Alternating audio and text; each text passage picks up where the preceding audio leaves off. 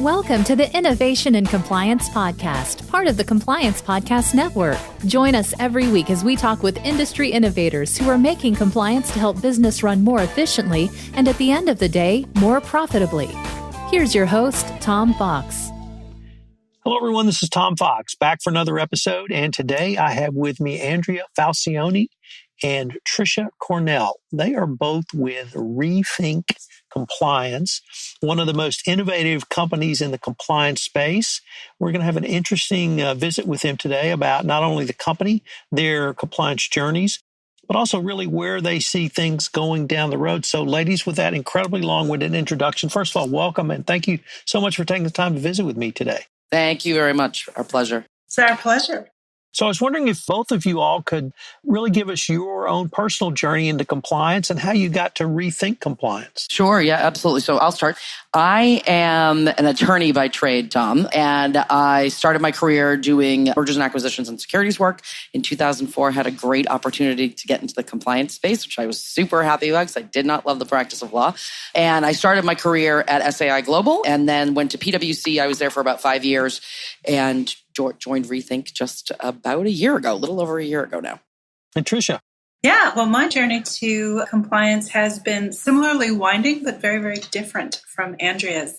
I come out of the world of marketing and advertising. Before that, journalism, which is a very old story for people who started in journalism to then end up on the evil side of things in marketing and advertising. I joined Rethink close to 2 years ago now when reconnected with our founder, Kirsten Liston. I was telling her what I was doing, which was creating pieces of content to persuade people to think differently about commercial products. And she said, I need somebody who does that. Compliance needs somebody who does that. So now I do essentially the same job I did in marketing and advertising, but I do it in the world of compliance. And you were probably like, and what is compliance exactly? Oh, I did do some Googling after that, yes. So it's been a rapid education in the world of compliance. Well, Tricia, that really introduced the topic that hopefully will be the signature topic of this podcast, but it's certainly going to be the title of this podcast, and that's content is king. And I think outside the world of lawyers and outside the world of compliance professionals, that's a pretty ubiquitous phrase. Yet, as you found out, it's not as ubiquitous in our world. So I was wondering if you could just explain a little bit what that means, but then more importantly, why is that so necessary and innovative in the compliance space? Yeah, first I want to make it clear that other industries have not necessarily figured this out as much as, so it's not that everybody else has figured it out and the world of compliance needs to figure it out. But content is king is definitely a mantra in the world I came from. And some people took it to mean that you need to pump out as much stuff as you possibly can. And you need to put your name all over this content and this stuff and these videos and these articles and these blog posts and these listicles. That's what content is king meant to some people. But what it really should mean in the world of marketing and advertising, and this is where I bring in compliance, is that people want to read things. People want to listen to things. People want to watch videos. They want to learn. They want to consume content. So you have to make sure that your content is consumable and desirable to the person out there. And then through that, you get your brand message out there. But primarily, your job as a marketer is to make stuff people want to watch, listen to, and read. And this is where I get to compliance. It's the same job in compliance. You've got a message. You've got stuff your lawyers and you need your audience, your employees to know. But primarily, if you're going to get through to them, you need to make sure the content is something they want to, or at least don't regret, spending their time consuming, listening to, reading. We have a curious world out there. So as compliance experts and content marketers, we can create things that curious people want to listen to and watch and read. Andrea, as a lawyer, why is that concept so difficult for someone in a corporate legal department or perhaps even someone in the compliance profession to understand? Or am I completely off base and in your discussions with the marketplace out there, a CCO recognizes that now? I think it's changing is how I would answer that question. Lawyers, and I feel like I can say this because I am one, are risk averse. We become lawyers because we are risk averse. And so as a compliance officer, you think to yourself, I have to get all of this information out there to my stakeholders, whether it's employees or third-party business partners or the board of directors, whoever it is. And there's less of a concern about engaging them. I think that's changing. I'm really hopeful that's changing. Part of the reason why I decided to join Rethink Compliance is because, frankly, as the consumer of a lot of this content, as an employee of various different organizations, I did not engage with a lot of it. I thought a lot of it was far too long, where I could have been getting the information that I needed in a far shorter, far better way that would make me care about it. And I do this for a living. So I actually do inherently care about it. And so if I'm having a hard time with content, I think most employees really are. And I felt like there was room in the marketplace for an organization to do this better. So I do think that organizations are starting to think about it because they're getting a lot of negative feedback from their content consumers about what it is that's being pushed out to them. And so, everybody is being challenged to do more with less in every organization, in every industry that I know out there. And with that in mind, making sure that employees don't feel like their time is being wasted, that what is being provided to them is relevant and is engaging enough to actually pay attention to and care about is becoming more and more critical, especially as regulators are looking at the effectiveness of your efforts. So it's not just about, did you provide a dissertation on the antitrust laws, that your people really understand what that meant and act upon it accordingly. It's interesting that you use that example because that's precisely what the Department of Justice said when they released their antitrust compliance guidance back in July. I want to change the focus just a little bit. We're, I think, a couple of years after the Weinstein scandal broke, and I think a large part of America became really aware of the Me Too movement in a very big way. And the thing that struck me back then was that this situation, or at least the responsibility for reporting, was no longer simply on the reporter. It was now on me. And that every place I'd worked, we always knew who those people were. Whether you call them the Cowboys, whether you call them the players, didn't matter. Everybody knew who did things like that, and no one ever said anything. And you guys on your website have a video around, I think, called exactly that, Don't Stand By. And I was wondering if you could talk about the genesis of that video and how it's been received in the marketplace. Or am I just an old white guy anomaly? No, that's an excellent example of what we've just been talking about exactly. Don't Stand By was our response in 2017 to this movement that was coming forward. And we realized that the world basically broke down into two camps. People who were sick of being told, don't say that, don't touch that, don't stand there, don't do that. And the message wasn't getting through to them. And people who didn't need to be told that because they knew that, and the message wasn't getting through to them. So we thought, once again, coming back to content, what is something that's going to resonate with people, that's going to make them want to continue to watch until the end, and not just that it's required and they're not going to be able to hit complete in their LMS until they watch till the end. And we remembered a fantastic video by a British spoken word artist by the name of Gary Turk. And he, on his own, had made a viral video called Look Up, where he shot some original footage and he edited together some footage and he wrote a spoken word piece, a really rhythmic poem about the scourge of cell phones in our lives. And we're all on our cell phones all the time. We thought that's our messenger right there. So we worked with him to write an original piece about what it's like to be a bystander, what it's like to be that kind of third person in the triangle when something's going on. Like you said, everybody knew who the quote unquote Cowboys were, but they didn't see that they had a role to play in the situation. That was somebody else's problem. That was his problem. That was her problem. It was not me. And since that's most people in the world, we thought, well, let's talk to them and let's do so in a way that's going to be so compelling that people are going to want to listen to the end. And I have to say, I have watched a number of people, some hard-bitten compliance officers, quietly reach for tissues when we play that video. I think it strikes a chord, in part because of the rhythm of it and the music of it, in part because the message was something that just needed to be said.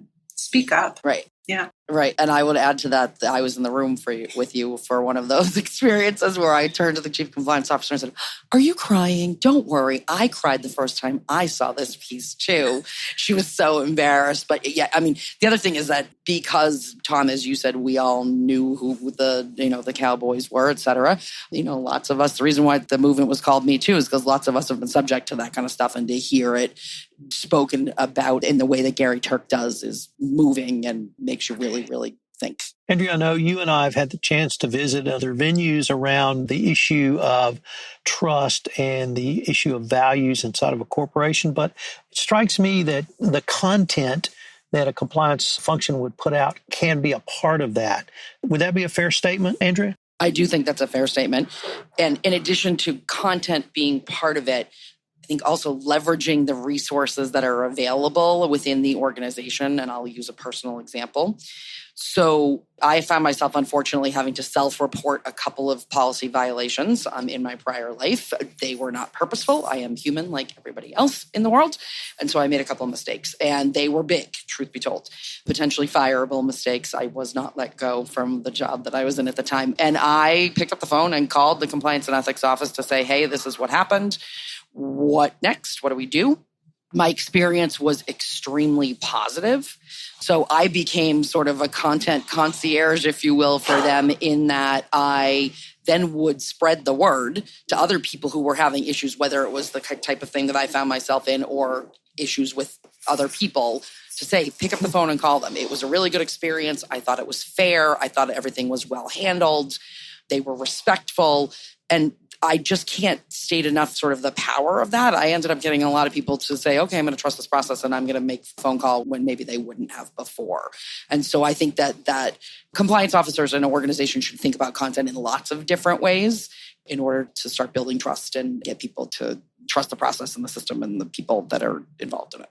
Tricia, if I could ask you, how do you get particularly a legally trained compliance officer to understand that it's not so much speaking to civilians, it's just communicating in a way that is different than they've been professionally trained, and the rest of the world doesn't have that training, doesn't think like lawyers, and they really need a much more holistic approach to content. Is that a message that you find resonates? Yeah, that's a great question. And what we generally start with is start where your audience is. And I purposefully use the word audience instead of employees or instead of staff. And it throws people a little bit, but they really need to think of the people that they're trying to reach as their audience. And the first lesson of communications is start where your audience is. What are their attitudes? What are they looking for from their work? Lots of us work for a paycheck. Lots of us work because of passion. Lots of us are very proud of where we work. Lots of us feel that where we work is interchangeable and we could go somewhere else. All of those attitudes are okay, but they're things that you need to know about the people that you're talking to before you try to talk to them. So if you start with where they're at and understand what they need from you, because they are your audience, then you're going to be able to reach them more effectively with your message, with what you need them to know. And to find those at the intersection of those two spots is marketing 101. You could trumpet at people and you could just tell them all about your product. You're not going to be as effective as the people who find out what your audience needs and say, hey, I can help you solve that need. I can help you solve that want. Doesn't mean there won't be any box checking. It's a world of box checking. That's fine. But as part of that, you also need to be thinking about, okay, how can I make this feel relevant to people? Yeah, I was just going to say, Tricia, and I think that that's totally relevant for purposes of this trust issue too, because I think a lot of organizations and compliance officers, the message is, trust us. You should trust us. Why not trust us? You can trust us. And that is not going to resonate with everybody. It's probably not going to resonate with most people. And so getting into the mind of, okay, how can I move that needle? What is it that the audience needs to hear from me to actually make that happen? Yeah, which is why I love your story, because using influencers, that's been the way, well, it's been classic marketing for a long time, but certainly in the world of social media for the past 5-10 years, influencers have been crucial to any brand building, right? Well, who are the influencers in your building? Who are the Andreas who have, for example, successfully interacted with your compliance office had a great experience, and how can you leverage their influence? How can you get them to go out of there and be quote unquote brand ambassadors for that excellent experience and for how you can help people? I will say here that just like great advertising can't help a crappy product, all the messaging in the world isn't going to be effective if the experience people have around, for example, reporting or interacting with the powers that be isn't a positive one in general. So those two things need to go hand in hand. When I formulated this question, I was very interested to see how you were going to answer it. But actually, I think I have an idea now after listening to you all for a little bit, and that's around the code of conduct.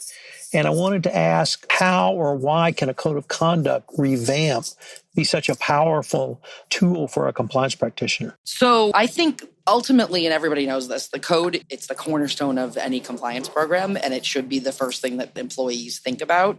It's certainly the part of a compliance program that probably gets the most attention from the compliance officers as well as their audience.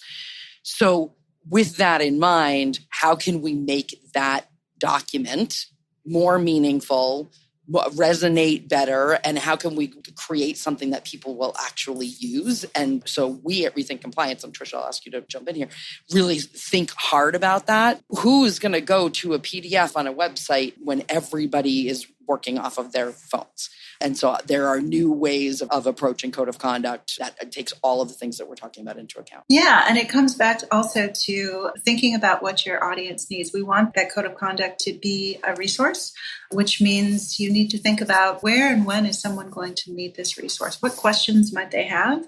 And how can I answer those questions in a way that's easy for them to find the information when they're going through there? Maybe they have a question about gifts and entertainment, and of course you have a policy to that, but maybe when they need that quick answer, you need to make sure that it is easy to find and it is written in language that they're going to understand very quickly so that they can make the right decision in the moment. If it's confusing or hard to find, they might decide to wing it because they've got other things to do in their very, very busy workday.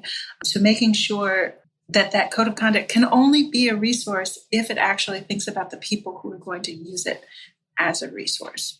Well, ladies, unfortunately, we are near the end of our time, but I was wondering if listeners wanted any more information on Rethink Compliance or to get in contact with you all, how could they do so? Yeah, well, you can find us at rethinkcomplianceco.com, which is our easy-to-find website, or find us on LinkedIn. Search Rethink Compliance, search Andrea's name, Andrea Falcione, Tricia Cornell, search the name of our founder, Kirsten Liston, or Rethink Compliance. So LinkedIn and our website are both terrific places to find us. So innovation comes in a lot of different ways, and you guys, I think, were one of the really foremost who demonstrate that you can take concepts outside the compliance space that may not even be rocket science. So thank you so much for this podcast. Well, thank you so much. Thank you, Tom. Very much appreciated. If you're a compliance professional looking for a convenient and effective way to fulfill your continuing education requirements, go to fcpacompliancereport.com/courses and choose from 4 hour-long training packages that will keep you current. That's fcpacompliancereport.com/courses.